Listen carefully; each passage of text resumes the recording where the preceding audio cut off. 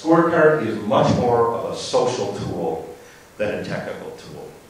And let me just depart for a second. I am 60 years old. I have grandsons that are 5 and 7, and as I look around the room, I think I'm the oldest person in the room. I will tell you that each year that I get older, I realize how I underestimate the importance of change management and behavior modification. This is all about people. Resistance to change is much larger than we realize. People love the status quo. So much of the implementation of these things, you have to think like a psychologist or a sociologist to really make them happen. I think there's 2 styles of management. I call it the Newtonian style, like Isaac Newton, the physics, and Charles Darwin. And Newtonian managers, and I'm one of them, the world's a big machine, give me the levers, the pulleys, the dials, you know. But you have to think like Darwin too. The organization's an organism, sense and respond, and the key is to find the right balance. You want to be smart, but you want to be healthy. Morale of employees.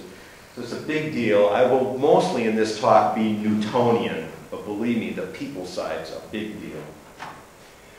How does it work? After the metrics are determined, that's these alphabet letters, you begin to cascade them down. So at the top level would be the executives, X, Y, and Z, maybe market share or return on an equity. But then the functional line managers, marketing, operations, sales, they have their own various KPIs, on-time delivery, customer satisfaction. And this cascades down over time. Gradually, I may suggest. During discussion, we can talk about the do's and don'ts. Going too fast will get you in trouble. There has to take a while to get stabilization and learning. But what it accomplishes is every employee at the bottom can have line of sight of what they do contributes to the measures that are above. Also, strategy is never static. Strategy is dynamic. It's changing all the time. And just look at the last 12 months with the economic downturn. So notice as the strategy changes here from old to new, the weightings for the executives may change, but it cascades down through the entire organization. So for example, this one group had measures of E, F, and G. Well, now it's E, F, and Q. What that means is the KPI G is less important, the Q is more important, and the weightings change. So it really becomes like the ailerons on the wing of an airplane. You are flying the plane, different strategy adjustments go down through the measures. Because if the executives change formulation, but none of the measures change, it's like a hockey puck on ice. The employees will just continue to do the same thing over and over.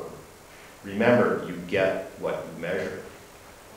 Now this is a screenshot of the SAS strategy map and scorecard software.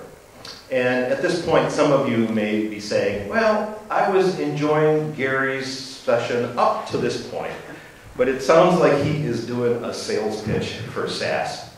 I'm not. This is not about software. Software is not the impediment or obstacle. It was 6 or 7 years ago, but these tools are proven. The obstacle today is right here. It is the thinking. It is the assumptions. This is not transaction software where you configure inventory controls and so forth. You have to figure out what to put in here. If you select the wrong measures, you will drive the organization in a different direction. I humorously say with this type of software, a fool with a tool is still a fool. A fool with a tool is still a fool. You have to do thinking.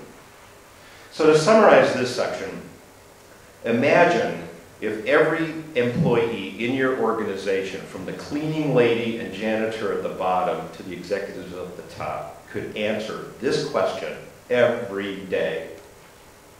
How am I doing on what is important? How am I doing on what is important? And notice there are 2 halves to this question. The first half is, how am I doing? Well, that's easy if they can just turn their computer on each morning and see if the monitor dial is favorable or unfavorable to a target. But the real power is the second half of the question, on what is important. Because if the executive team has the patience to visually communicate the strategy in a map, involve employees and managers to select the projects and the processes and the measures that go with them and the feedback, then you will have baked into your scorecard the measures that matter. Strategy maps and scorecards provide this answer. The overriding purpose of a strategy map and scorecard system is to make mission and vision strategy everybody's job. It's to make like owners of the employee.